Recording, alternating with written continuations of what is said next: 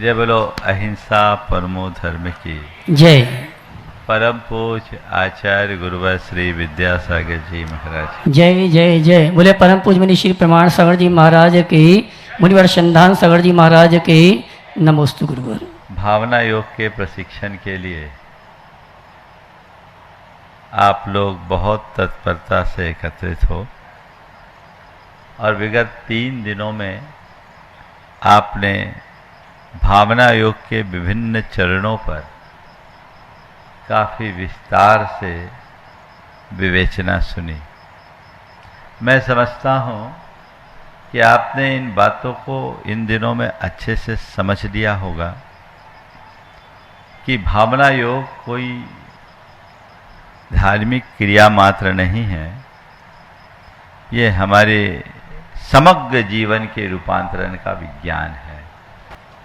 इसके बल पर हम अपने जीवन में आमूल चूल परिवर्तन कर सकते हैं। अपने शारीरिक, मानसिक और चैतसिक स्वास्थ्य को ठीक करते हुए अपनी आध्यात्मिक उन्नति के अधिकारी भी बन सकते हैं। ये सत्य है कि अपनी आंतरिक पवित्रता हम तभी घटित कर पाएंगे जब हम अपने अंदर के दोषों, दुर्बलताओं, दुर्गुणों और विकारों को दूर करेंगे। हमारे अंदर जो दोष है, दुर्बलता है, दुर्गुण है या विकार है, ये सब हमारे जन्म जन्मांतरों के संस्कारवश हमारे साथ जुड़े हैं। इनको जन्म देने में कर्म भी एक कारण है जो हमारे संस्कारों का सृजक है, और वातावरण भी एक कारण है जिसके कारण ये बलवती बनते हैं, बलवान बनते हैं। तो इन सब को अगर हमें व्यवस्थित करना है तो इन सब की शुद्धि का एकमात्र रास्ता है भावना योग। भावना योग यानी वह प्रक्रिया ओम जो आत्मा को परमात्मा बनाती है, आत्मा को मोक्ष पथ में अग्रसर करती है। अभी आप लोगों ने भावना योग के संदर्भ में 2 चिकित्सकों के माध्यम से इसकी वैज्ञानिक अवधारणाओं को समझा। डॉक्टर शिखा बैसाखिया पिछले 5 वर्षों से भावना योग की नियमित अभ्यासी हैं। वो बहुत तैयारी से आई। मुझे लगता है अगर पूरा समय देते हैं तो शायद सत्र छोटा पड़ जाता, लेकिन मुझे आप लोगों की आकुलता का ध्यान था, इसलिए मैंने बीच में थोड़ा सा उन्हें टोका। निश्चित उनकी मेहनत के साथ ये न्याय नहीं हुआ, लेकिन मुझे लग रहा था कहीं आप लोग उनका न्याय न कर दें, इसलिए मैंने बीच में इन्हें रोका है। जरूर शाम के सत्र में उनसे फिर चर्चा की जा सकती है। भावना योग का अपना एक विज्ञान है। डॉक्टर जखारिया साहब ने जो अभी प्रतिक्रमण के वैज्ञानिक आधार की बात आप सबसे की, उन्होंने कहा महाराज जी ने लिखा है, शब्द हमने दिए, भाव तो इन्हीं लोगों से लिया। मैं विज्ञान का छात्र नहीं हूँ, पर वैज्ञानिकों के साथ रहता हूँ। मेरे साथ जब भी कोई प्रबुद्ध व्यक्ति आता है, वो जिस भी क्षेत्र का है, जिस भी विधा का है, मैं उनसे बात करता हूँ और उसकी जानकारी को गहराई में उतारता हूँ और शब्द में पिरोने की कोशिश पर करता हूँ। मैंने वही काम किया है और मैं चाहता तो खुद भी बोल सकता था, लेकिन मुझे लगा कि ये बात चूँकि विज्ञान की है तो किसी वैज्ञानिक के मुख से ही ज़्यादा अच्छी लगेगी। और मैंने आते ही डॉक्टर साहब को कहा कि डॉक्टर साहब आज आपको इसे देखना है, और डॉक्टर साहब ने बहुत अच्छे तरीके से प्रस्तुत किया। बंधु, आप सबको इस बात का गर्व होना चाहिए कि प्रार्थना, प्रतिक्रमण, प्रत्याख्यान, सामायिक जैसे जो शब्द हैं, ये मूलतः प्रतिक्रमण, प्रत्याख्यान और सामायिक तो मूलतः जैन टर्मिनोलॉजी है। ये जैन दर्शन के ही शब्द हैं और ये जैन साधना का ही अंग है। पर आज इस बात को सुनकर मन बड़ा हर्षित होता है कि विज्ञान, आधुनिक विज्ञान, मनोविज्ञान, न्यूरोसाइंस, सब इन सब पर अपनी मान्यता रखने लगे हैं, अपनी सम्मति की मुहर लगा दी है। ये हमारी एक ऐसी साधना प्रक्रिया है जिन्हें आत्मसात करके हम अपने जीवन का रूपांतरण कर सकते हैं। और ये आज से नहीं, सदियों से नहीं, अनादि से, जब से धर्म की परंपरा है तब से ये प्रक्रिया चलती आ रही है। और इन्हीं को आधार बनाकर प्रत्येक आत्म साधक ने अपनी आत्मा का शुद्धिकरण किया है। आज आप सबको ये बताना पड़ता है क्योंकि आज आप शास्त्र की भाषा पर कम श्रद्धा रखते हो। आपकी श्रद्धा शास्त्र की भाषा पर कम और विज्ञान की भाषा पर ज़्यादा है। मैं आपसे इतना कहूँगा, ये केवल बताया जा रहा है क्योंकि आपका रुझान विज्ञान की तरफ है, लेकिन ये अवधारणा हटा दो कि किसी बात पर अगर विज्ञान अपनी मुहर लगाता है तो वो सही है और नहीं लगाता तो वो गलत। विज्ञान तो हमारी बातों में अपनी सम्मति की मुहर देता है जहाँ तक उसकी पहुँच है। कोई ज़रूरी नहीं कि बहुत सारी बातों पर विज्ञान ने आज तक अपनी सम्मति नहीं दी, लेकिन वह हमारे जीवन व्यवहार में उपयोगी है, हम उसका लाभ लेते हैं और हम अपना काम करते हैं। वनस्पति में चेतना जगदीश चंद्र बसु के पहले भी थी कि नहीं थी? जगदीश चंद्र बसु ने क्या किया? जगदीश चंद्र बसु ने प्रूव किया कि वनस्पति सचेतन है, उसमें प्राण है।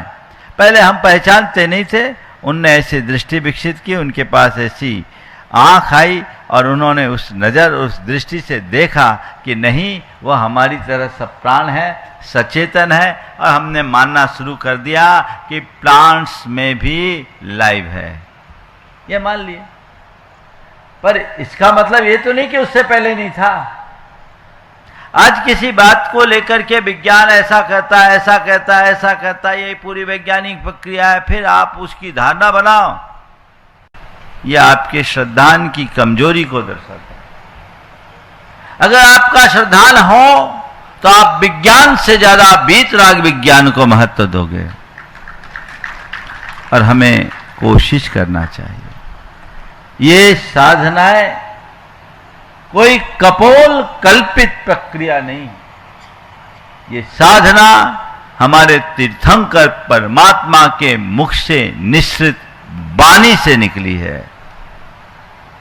तीर्थंकरों के उपदेश का सार है, तो उस पर हमें श्रद्धान करना चाहिए। फिर महाराज आप ये विज्ञान की बातें क्यों करते हैं? तो हमारे आचार्य ने कहा, जो जिस भाषा में समझता उसको उसी भाषा में समझा दो।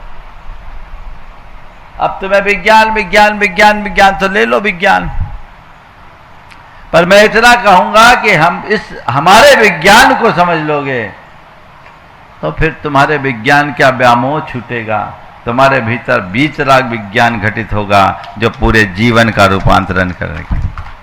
हम उस वीतरागता की तरफ अग्रसर हों। अभी आपने प्रतिक्रमण की बात सुनी।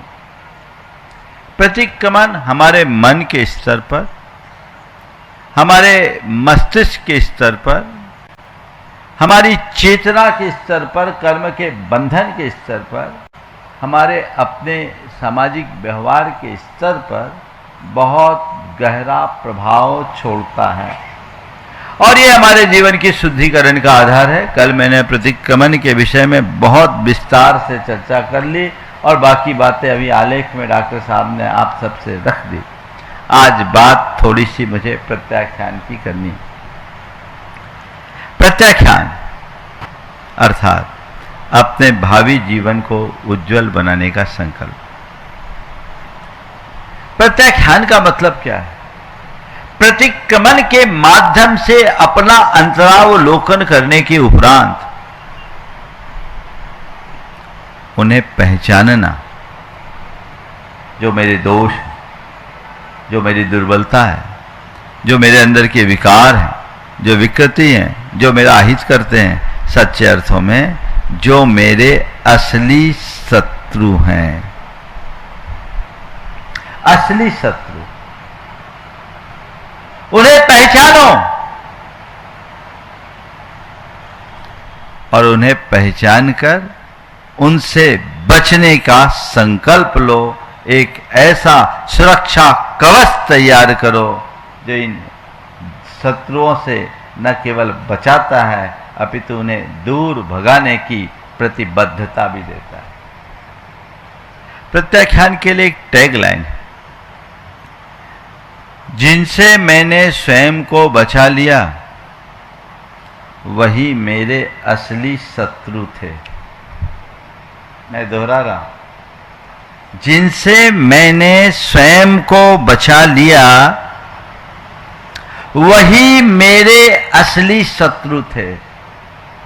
पर दुर्भाग्य कि आज तक मैंने अपने असली शत्रु को पहचाना ही नहीं। शत्रु को ही गले लगाया, जिसने कदम कदम पर मुझे नुकसान दिया, श्वास श्वास पर चोट पहुंचाया, जिनसे मेरी आत्मा का हनन हुआ, जिससे मेरी चेतना का पतन हुआ, जिससे मेरे भावों में विकृतियां आई और जिससे मेरे परिणाम दूषित हुए। मैंने उन्हें अपनाया। ज्यादातर लोगों को पता ही नहीं है कि मैं जो कर रहा हूं वो सही कर रहा हूं या गलत कर रहा हूं। तो पहले प्रतिक्रमण, अपना अंतरावलोकन करके देखो, ये डिफॉल्ट मेरे अंदर है। और अब है प्रत्याख्यान। भविष्य में उनसे, उनकी पुनरावृत्ति से बचने का संकल्प। संकल्प यदि दृढ़ और स्थिर होता है तो परिणाम आश्चर्यजनक होता है। ये केवल ये नहीं कि एक वर्जना है, ये जबरदस्ती का संकल्प नहीं,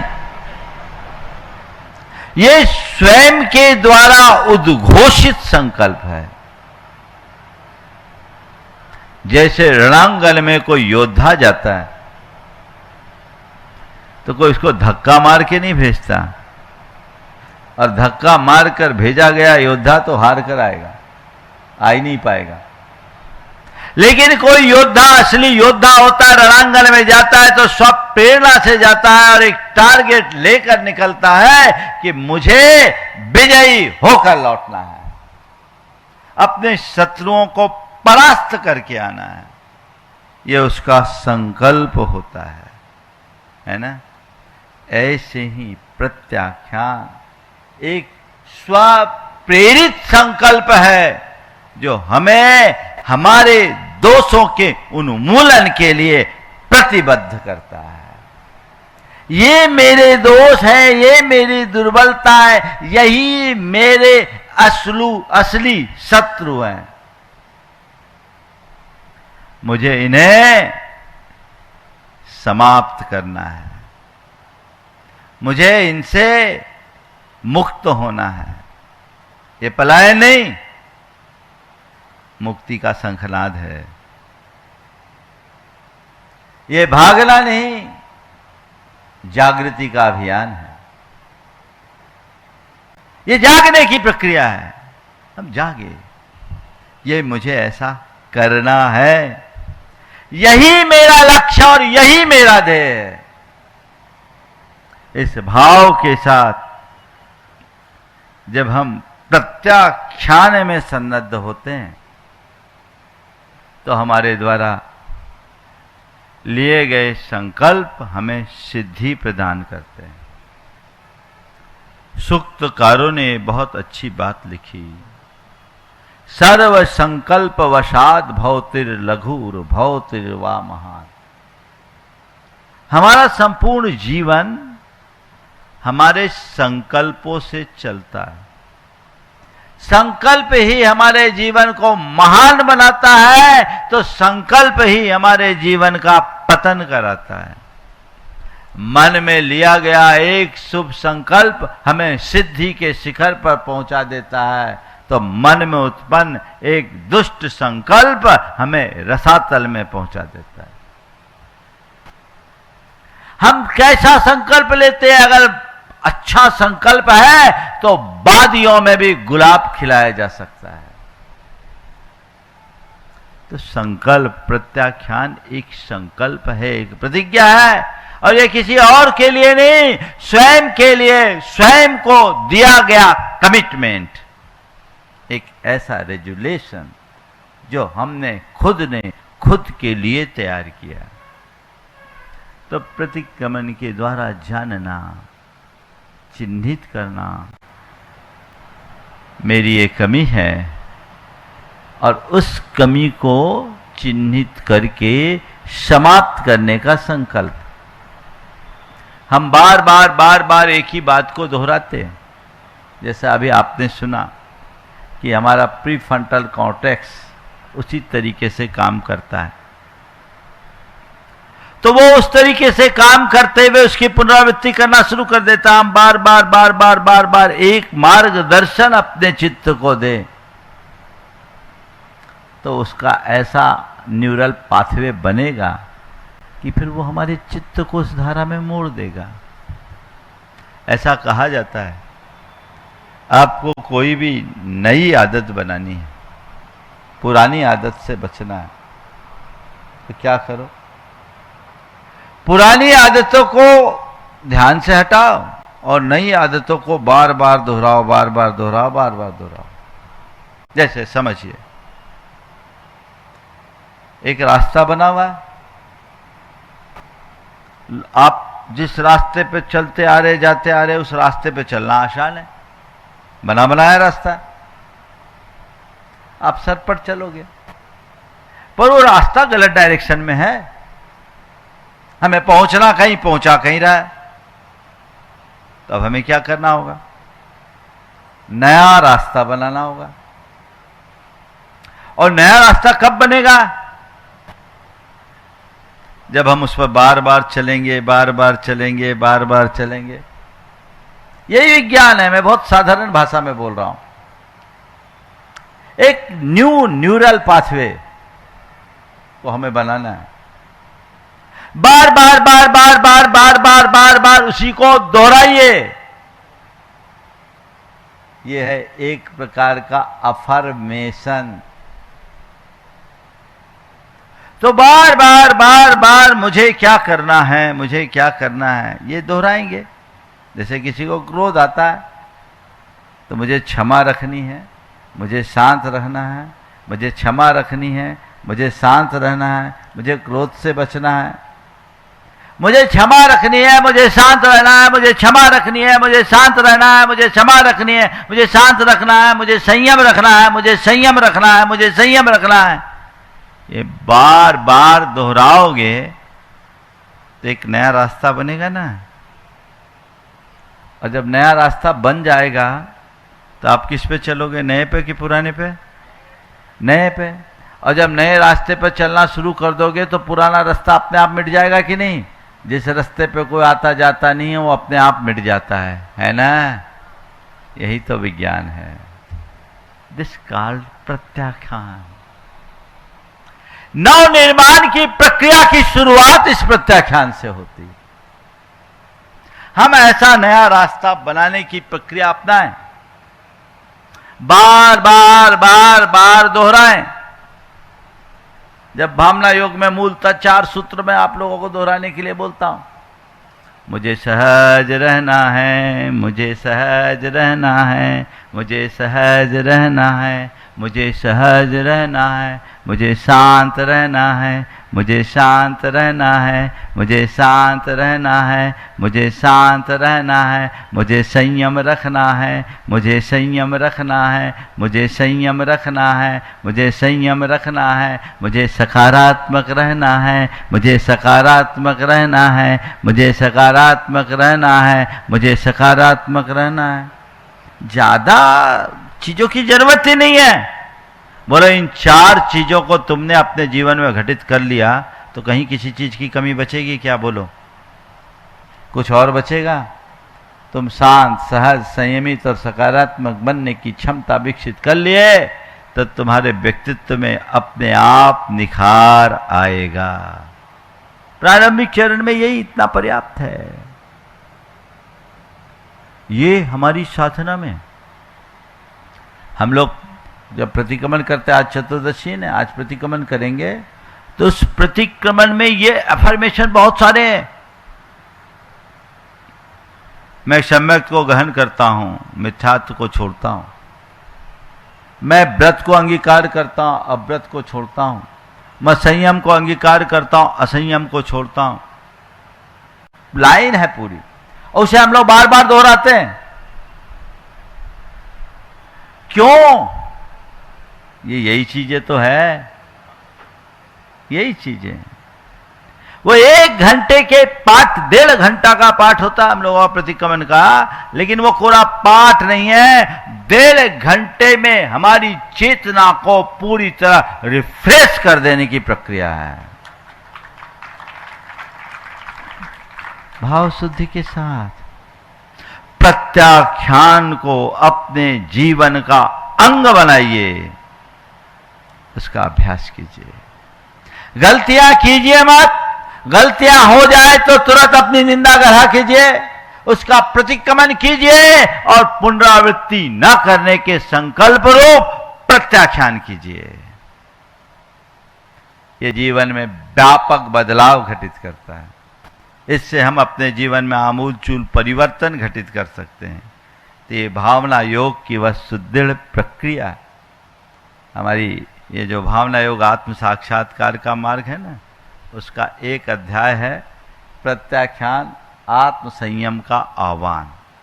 बहुत अच्छे ढंग से इसे तैयार किया गया है और इसके ही साथ प्रत्याख्यान की वैज्ञानिकता भी कल डॉक्टर साहब आपके बीच रखेंगे कि ये प्रत्याख्यान में क्या विज्ञान काम करता है, उसकी वैज्ञानिकता क्या है। हमारी कोई भी साधना निराधार नहीं है, ये जीवनोपयोगी साधना है। आप लोगों को चाहिए कि इन्हें समझिए, इन्हें आत्मसात कीजिए, इनके अभ्यासी बनिए, इनके विज्ञान को जानिए और जन जन तक उसे पहुंचाने का संकल्प लीजिए। आपको खुद पढ़ना होगा, आपको खुद समझना होगा, आपको उसे आत्मसात करके चलना होगा, तब आप अपने जीवन में वह सब कुछ हासिल कर पाओगे जिसे आप चाहते हो। समझ गए? तो मैं समझता हूं आज का जो प्रतिपाद्य है, प्रत्याख्यान क्या है, प्रत्याख्यान का महत्व क्या है, प्रत्याख्यान की प्रक्रिया क्या है और प्रत्याख्यान का वैज्ञानिक दृष्टिकोण क्या है, सार में मैंने बता दिया। विस्तार में और चर्चा होगी, कल भी ये चर्चा होगी। बस मूलभूत बात को आप समझिए और अपने जीवन की दिशा को आगे बढ़ाने की कोशिश कीजिए, सही दिशा दीजिए, सही दृष्टि दीजिए और एक लक्ष्य बनाकर अपना पुरुषार्थ जगाइए जो हमारे जीवन में एक स्थायी रूपांतरण घटित कर सकेगा। सभी भावना योग के अभ्यासियों से मैं ये कहना चाहूँगा, यह आपकी जिम्मेदारी है। केवल इसे सत्र तक सीमित न करें, रखें, इस विषय को घोंटिए, खुद आत्मसात कीजिए, इसे साधिए और फिर इस अमृत को जन जन तक पहुंचाने का संकल्प लीजिए, उनके लिए समर्पित कर दीजिए। जीवन अच्छा होगा।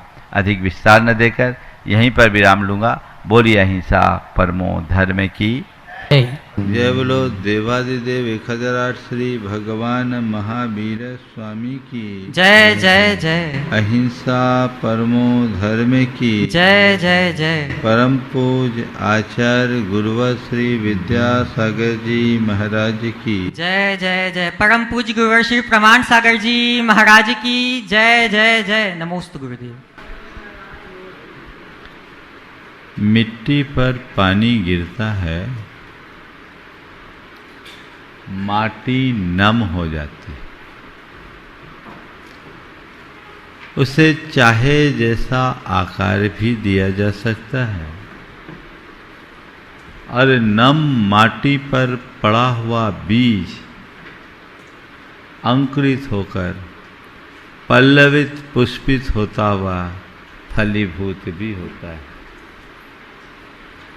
लेकिन इसकी जगह यदि पत्थर पर पानी गिरे तो उस पर कोई असर नहीं होता है, न उस पर पानी का कोई प्रभाव पड़ता है, न हवा का कोई असर पड़ता है, न धूप का कोई असर दिखता है। वो पत्थर है जो सबसे बेअसर होता है। और ऐसे ही पत्थर हृदय व्यक्ति को असंवेदनशील व्यक्ति कहते हैं। असंवेदनशीलता उस पत्थर के समान है जिस पर न तो बाहर की धूप का कोई असर है न पानी का कोई असर, जिसे अपने सिवा और कोई किसी से मतलब न हो। हम लोग लोक में कह भी देते हैं, भैया ये आदमी नहीं पत्थर है, इससे कोई फर्क नहीं पड़ता। संसार के अन्य प्राणियों में और मनुष्य में यदि सबसे बड़ा मौलिक अंतर है तो वह उसके अंदर की संवेदना का है। यद्यपि अन्य प्राणियों में भी संवेदना होती है,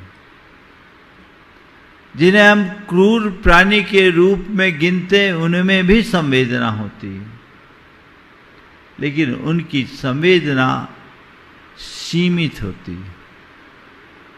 उनकी संवेदना स्वयं के प्रति, अपने बच्चों के प्रति और जो समूह में रहते हैं उस परिवार तक, अन्यों से उन्हें कोई लेना देना नहीं।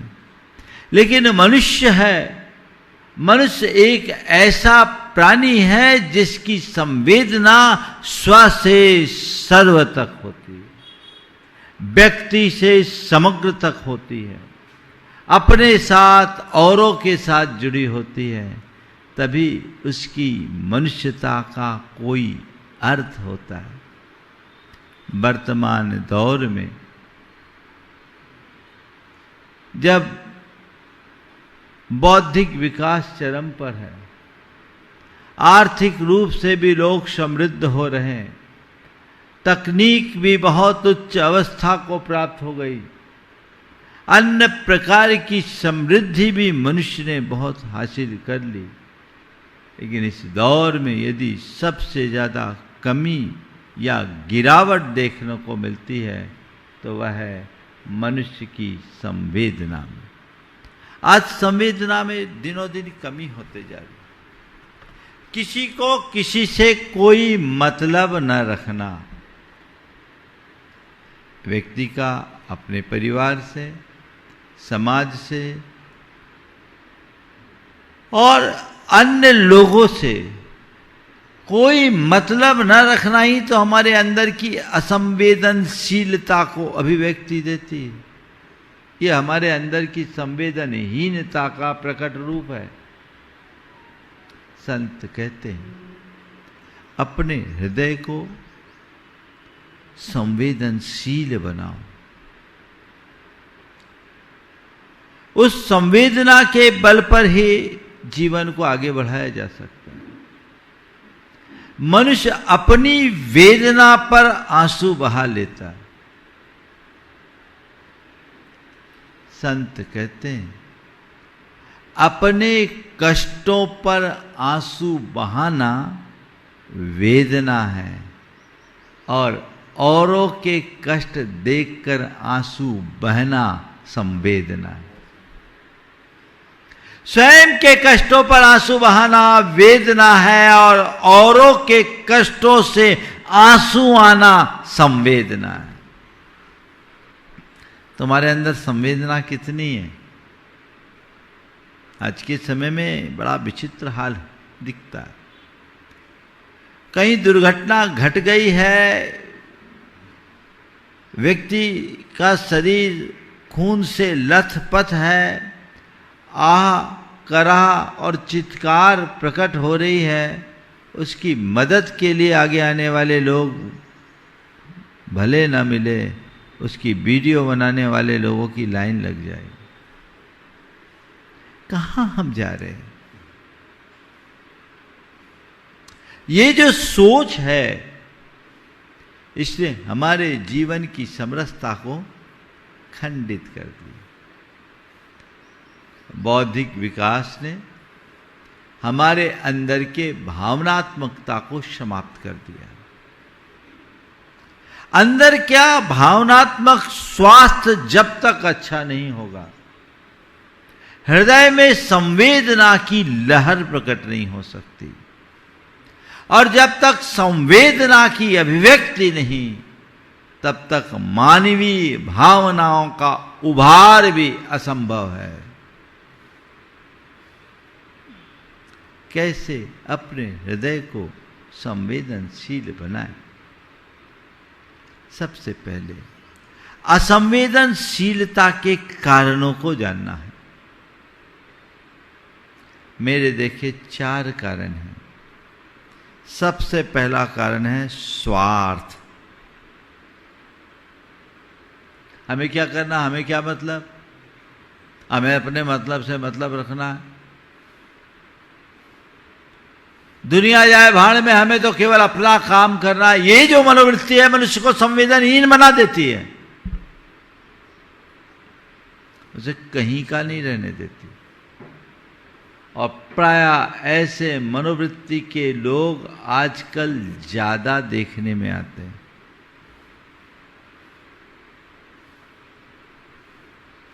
ऐसे लोगों का हृदय कभी द्रवीभूत नहीं हो सकता। इनका एक ही मकसद है अपना उल्लू सीधा करना, चाहे इसमें सामने वाले का कितना भी नुकसान हो जाए। स्वार्थी मनुष्य संवेदन शून्य ही नहीं, क्रूर भी बन जाता है।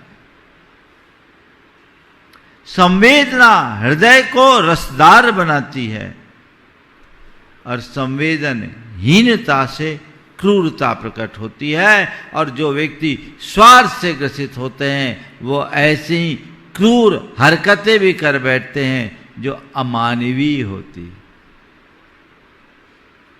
अपने स्वार्थ पर अंकुश रखना चाहिए। स्वार्थ से ऊपर उठने का अभ्यास होना चाहिए। ये भाव अगर जगता है तो जीवन में व्यापक बदलाव घटित हो सकता है। दूसरा कारण है मोह। अपने परिवार, अपने कारोबार, अपनी धन संपत्ति, इनका जो व्यामोह होता है ना, ये व्यामोह भी व्यक्ति को संवेदनहीन बना देता, असंवेदनशील बनाता है, उसकी संवेदना को समाप्त करता है।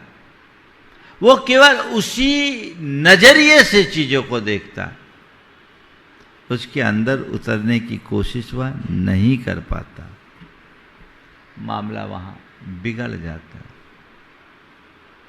तीसरा अहंकार। अहंकारी व्यक्ति अपने आप को श्रेष्ठ मानता है, अपने आप को सर्वोच्च मानता है। जो कुछ हूं सो बस मैं ही हूं, मेरे अतिरिक्त और कुछ है ही नहीं। वो अपने अलावा और किसी को गिनता ही नहीं और मुझे कभी किसी की कोई जरूरत है ही नहीं। ये सोच जब अंतर मन में विकसित होने लगती है, हमारे अंदर की संवेदनाएं धीरे धीरे क्षीण होने लगती है। ऐसा व्यक्ति का हृदय असंवेदनशील बन जाता है। और फिर जिन व्यक्ति के हृदय में भौतिकता के प्रति ज्यादा जुड़ाव हो जाता है, भोगवादी मनोवृत्ति के लोग जो केवल अपने भौतिक सुखों को प्रमुखता देते हैं, वे प्रायः पूरी तरह संवेदनहीन बन जाते हैं। आजकल ऐसे लोगों की भरमार। 3 दिन का भूखा भिखारी एक सेठ के यहाँ भीख की चाह से पहुंचा। कहा, सेठ साहब 3 दिन से भूखा हूं, 2 रोटी दे दो तो बड़ी कृपा होगी। सेठ ने कहा, यहाँ कुछ नहीं है। देखो मनुष्य कितना नीचे आ जाता है। इतना बड़ा सेठ और 2 रोटी पूछने पर कह रहा है यहां कुछ नहीं है। भिखारी भी ऐसा वैसा नहीं था। कहा, सेठ साहब 3 दिन से भूखा हूं, बड़ी आस लेकर आए हूं, कुछ तो दे दो। कह दिया ने यहां कुछ नहीं। सेठ साहब बड़ी कृपा होगी, कुछ तो दो। तो उसने कहा, ठीक है मैं दूंगा पर एक शर्त है। मैं दूंगा पर एक शर्त है। बोले क्या? मेरी 2 आंखें हैं ना, उसमें एक असली एक पत्थर की, तू बता देगा कौन सी पत्थर की, तो मैं तुझे 2 रोटी भी दूंगा, कुछ रुपये भी दूंगा। तू अगर बता दिया कि मेरी कौन सी असली आंख है और कौन सी पत्थर की आंख है, तो ये बता दे, तो मैं तुझे सब कुछ दे दूंगा। बता मेरी कौन सी पत्थर की आंख। भिखारी ने आंख को गौर से देखा, कहा साहब आपकी बाईं आंख पत्थर की आंख है, आपकी बाईं आंख पत्थर की आंख है। सच में उसकी बाईं आंख पत्थर की आंख थी। उसने कहा हद हो गई, आज तक कोई नहीं पहचान पाया। तू कैसे पहचाना? आज तक कोई नहीं पहचान पाया, तू कैसे पहचाना? उसने कहा उसी में थोड़ा सा पानी दिख रहा था, उसी में थोड़ा सा पानी दिख रहा था। तुम जैसे स्वार्थी, अभिमानी, मोही और भौतिकता में मुग्ध लोगों की असली आंखों में, संवेदनहीन व्यक्ति की असली आंखों में पानी नहीं आ सकता। सच में संवेदना आंखों में पानी भरती है, तो असंवेदनशीलता के कारण आंखों का पानी सूख जाता है, आंखें भी पथरा जाती। ये कारण है। और इनका परिणाम क्या होता है? सबसे पहला परिणाम सामाजिक दूरी। ऐसा व्यक्ति किसी से कोई मतलब नहीं रखता, अपने आप को सबसे अलग थलग कर देता है, किसी से कोई लेना देना नहीं, अपने मतलब से मतलब। कैसे काम चलेगा? व्यवहार खत्म, न घर, न परिवार, न समाज, न और कोई। तो फिर मतलब क्या निकलेगा? मतलब जीरो। सामाजिक दूरी हो जाती है, एकदम साइड हो जाता है। कई लोग होते हैं उनको किसी से कोई मतलब ही नहीं है, ज़्यादा है तो अपने बीवी बच्चों तक सीमित रह गए, बाकी कोई मतलब नहीं। ये उचित नहीं। ऐसे लोगों के मन में फिर मानसिक तनाव भी आता है। अब सबसे अलग थलग हो गए, दिमाग में प्रेशर तो बढ़ेगा, तनाव की स्थिति बढ़ती है। देखिए, किसी के जीवन में यदि कुछ अघट घट जाए और थोड़ा व्यथित होकर रो ले, तो उसका भार हल्का हो जाता है, होता है। और अंदर अंदर बैठाए रखे तो और टेंशन बढ़ता है। ऐसे ही जो मनुष्य संवेदना से शून्य होता है, उस व्यक्ति के हृदय में एक प्रकार का तनाव बना रहता है। फिर ऐसा व्यक्ति है कर्तव्य से विमुख हो जाता है। हमें क्या करना है, मेरा क्या काम है, मुझे क्या लेना देना, मुझे कोई मतलब नहीं। यह मनोवृत्ति कभी किसी कर्तव्य के प्रति व्यक्ति को तत्पर नहीं होने देती। ऐसी स्थिति में आध्यात्मिक प्रगति तो रुकती है। फिर ऐसे व्यक्ति का आत्मविकास अवरुद्ध हो जाता है, वो धर्म और साधना के क्षेत्र में आगे नहीं बढ़ सकता। जैसे सूखी धरती पर बोया गया बीज अंकुरित नहीं होता, वैसे शुष्क हृदय में धर्म का अंकुर उत्पन्न नहीं होता। हृदय में संवेदना होनी चाहिए, सरसता होनी चाहिए, ये जीवन में आगे बढ़ती। आजकल लोगों में इसका घोर अभाव। अब किसी को किसी से कोई मतलब नहीं।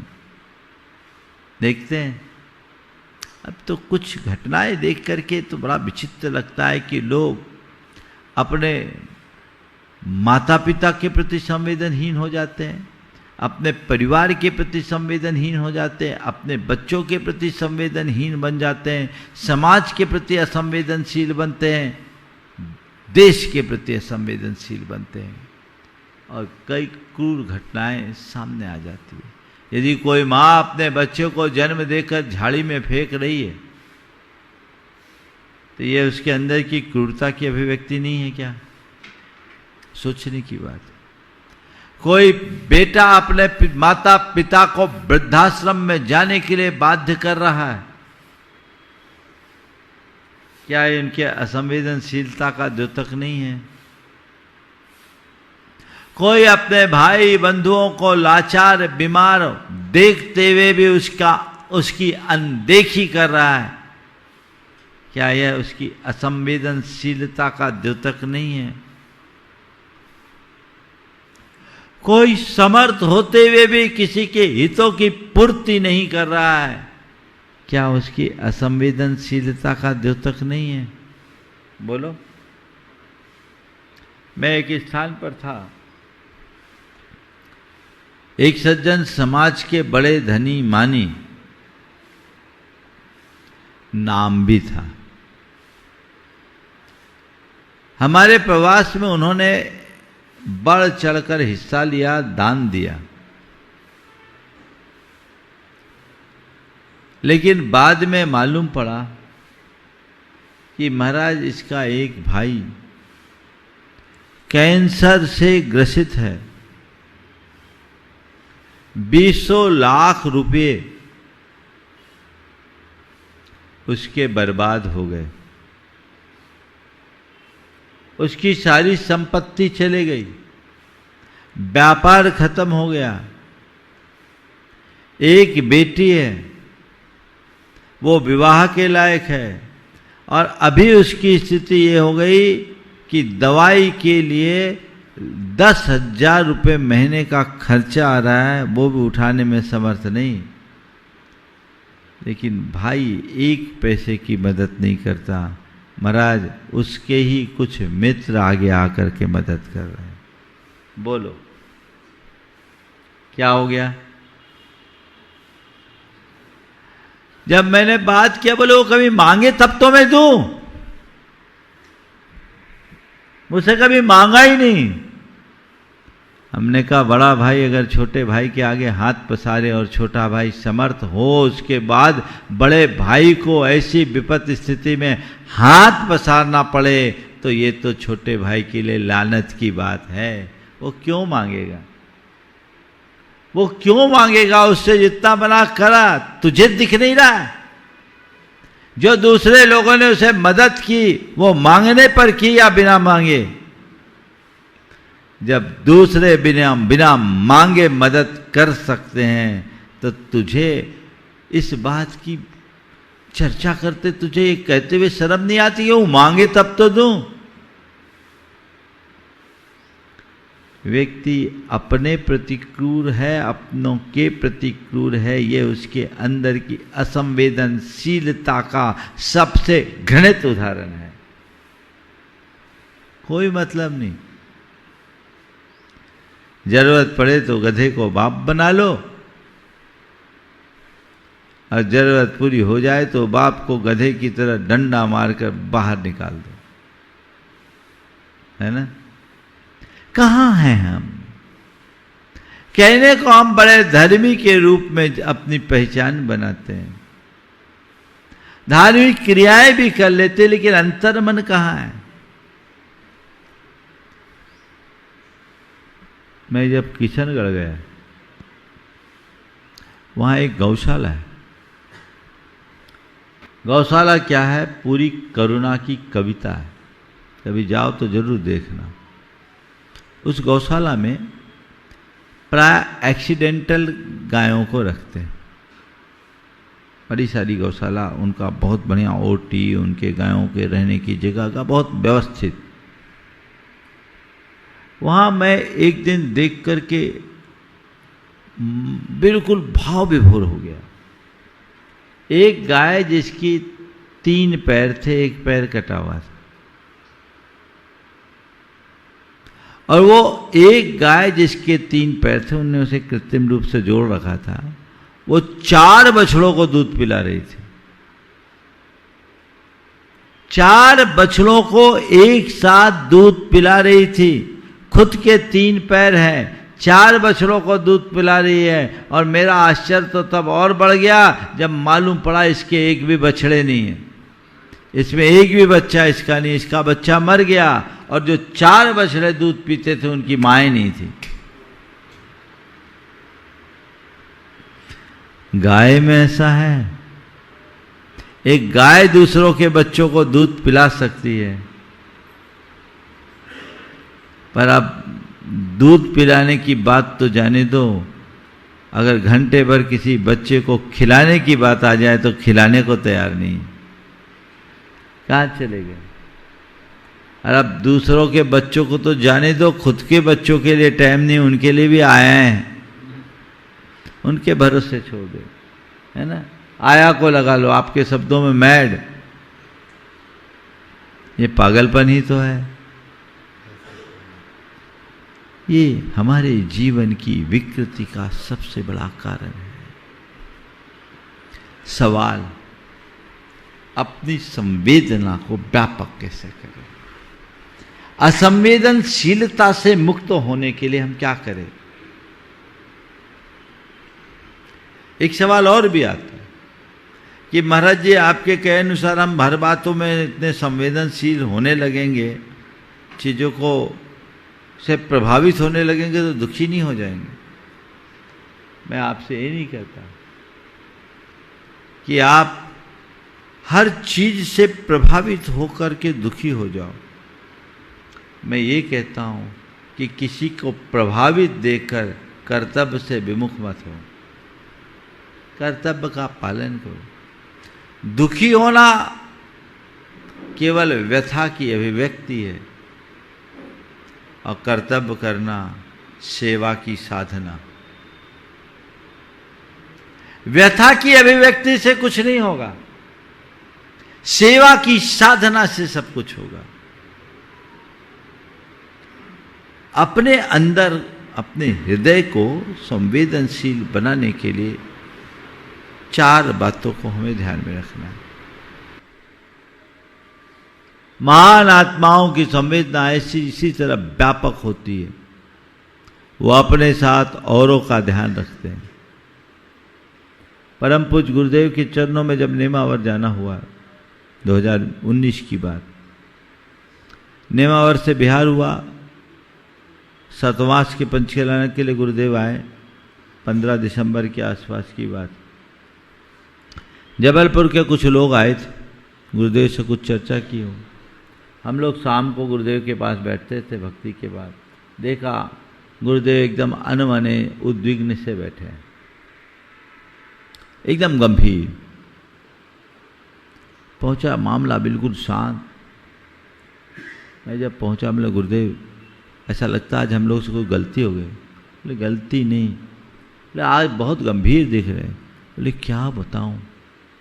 हुआ ये था कि उन दिनों जबलपुर के आसपास के इलाके में फसलों में एक विशेष प्रकार का कीड़ा लगा था, जो दिन में भूमिगत हो जाता था, 20 सेंटीमीटर डेप्थ में चला जाए और रात में निकलकर पूरी की पूरी खेत को खत्म कर जाए। वो गुरुदेव को लोगों ने सूचना दी कि इस तरह का कीड़ा है। आचार्य महाराज इस बात को सुनकर के एकदम गंभीर हो गए और उनके मन में भाव आया, इस धरती का क्या होगा।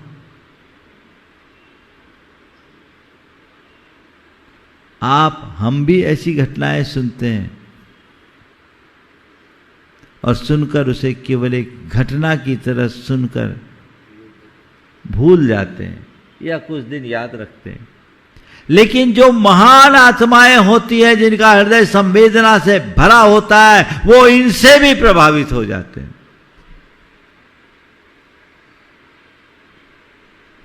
अपने अंदर की उस संवेदना को विकसित करने का अभ्यास करना चाहिए, तब जीवन में कुछ हम सार्थक कर पाएंगे, तभी जीवन में आगे बढ़ पाएंगे। तो भावना योग हमारी इस असंवेदना को संवेदना में परिवर्तित कर सकता है। आपको रोज एक अभ्यास करना है। एकांत स्थान में बैठ जाए, अपनी आंखों को बंद करें, कुछ पल के लिए रोज एक अभ्यास करें। अभ्यास आप कर सकते हैं। आंखें बंद करें और देखिए आज मैंने किसको अनदेखा किया, अनजाने में मैंने किसको अनदेखा कर दिया। इसे बार बार अपने ध्यान में ले, अपनी दृष्टि में ले कि आखिर मैंने किसको अनदेखा किया। और जिस व्यक्ति को आपने अनदेखा किया उसके प्रति करुणा और संवेदना का भाव जगाएं। मन में भाव बार बार दोहराएं कि मैंने जो ये किया ये गलत किया, मुझे उस पर ध्यान देना चाहिए था। हे भगवान, वो ठीक रहे, उसका जीवन ठीक बने, उसका हृदय सुख शांति से भरे। मैं उसके काम ना आ पाया, पर अब मैं कभी किसी की उपेक्षा न करूं। और बार बार बार बार एक वाक्य को दोहराएं, सभी प्राणी मेरे समान हैं, सब मेरे जैसे हैं, मैं सबके दुख को अपना दुख मानता हूं, मुझ में करुणा है, मुझ में सेवा है। सभी प्राणी मेरे समान हैं, मैं सबके दुख को अपना दुख मानता हूं, मुझ में करुणा है, मुझ में सेवा है, मैं सेवा के भाव से आगे बढ़ना चाहता हूं। ये बात अपने मन में जगाएं तो आपका हृदय संवेदनशील बढ़ेगा।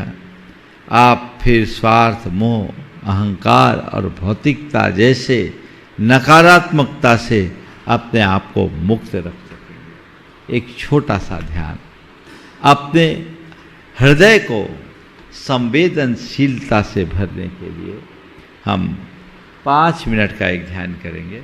आप सब मेरे साथ स्थिर हो जाए। गहरी श्वास लें, गहरी श्वास लें और छोड़ें। 3 बार श्वास लें और छोड़ें।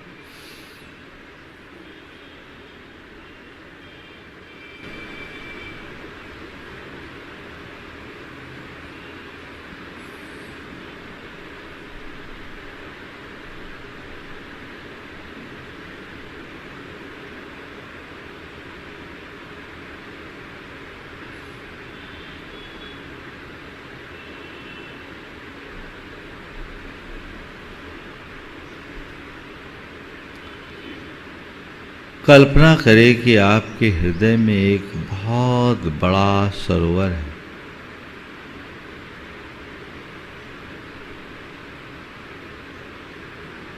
हृदय में एक सरोवर की कल्पना करें। विशाल सरोवर मेरे हृदय में है।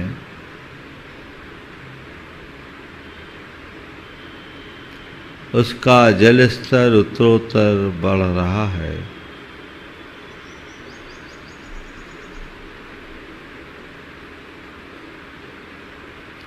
हृदय का यह सरोवर जल से परिपूर्ण है। अपने हृदय में लबालब भरे हुए सरोवर का दर्शन करें।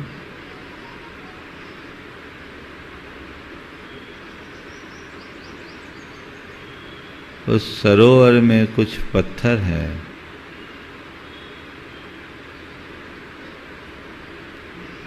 निरंतर पड़ते हुए इस जल के आघात से वे पिघल रहे हैं।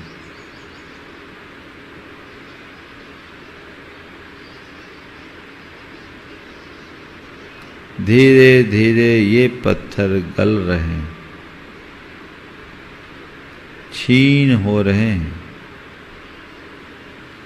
जल का प्रवाह उत्तरोत्तर बढ़ता जा रहा है।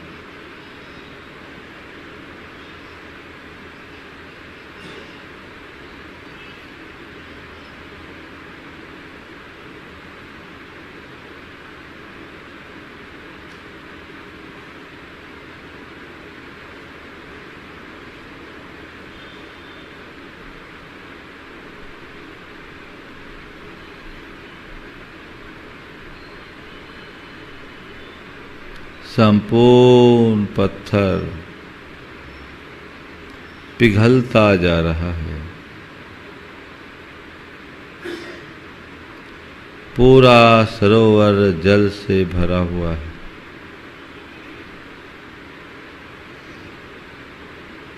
महसूस करे अब इस सरोवर में केवल जल है, जल है, जल है, लबालब है, लबालब है, लबालब है।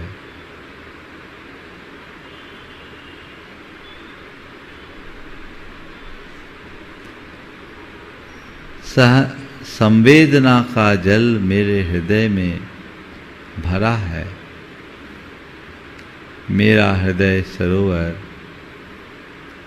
संवेदना के जल से परिपूर्ण है। असंवेदना के सारे पत्थर गल चुके, मुझ में संवेदना है। मैं संवेदनशील हूँ।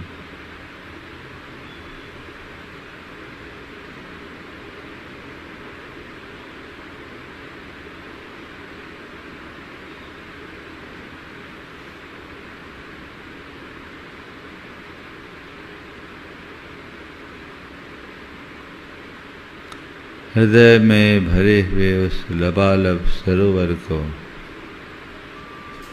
का एहसास कीजिए। ये संवेदना का जल है। असंवेदना के पत्थर पिघल गए।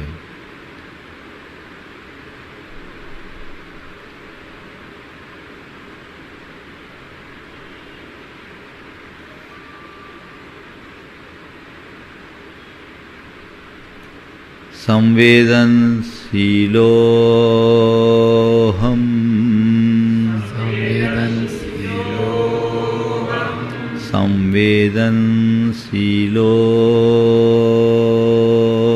हम, मैं संवेदनशील हूँ। मेरा हृदय संवेदना से परिपूर्ण है। मेरा हृदय संवेदना से परिपूर्ण है।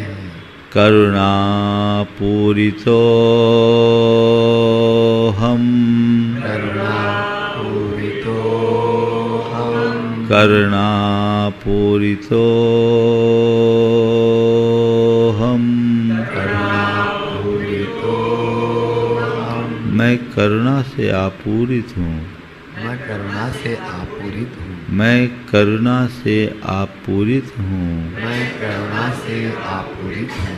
मेरा हृदय करुणा से परिपूर्ण है।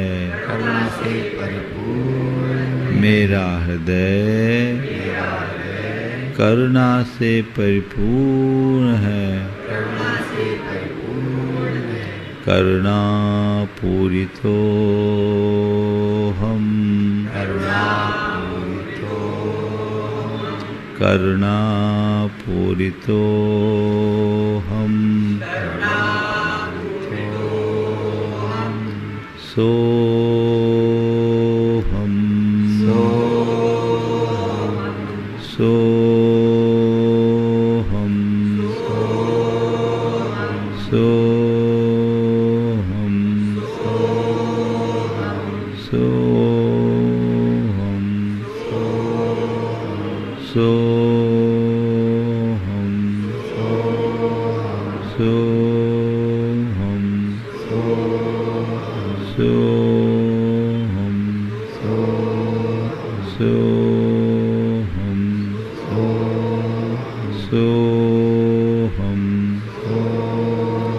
सो हम, सो हम।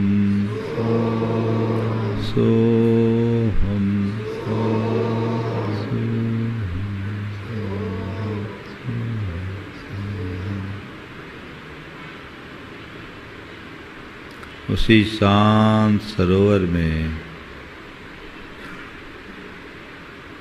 डूबते हुए अपने आप को संवेदना से भरा महसूस करते हुए धीरे से आंखें खोलें। एक दूसरे को जय जिनेंद्र पुत्र।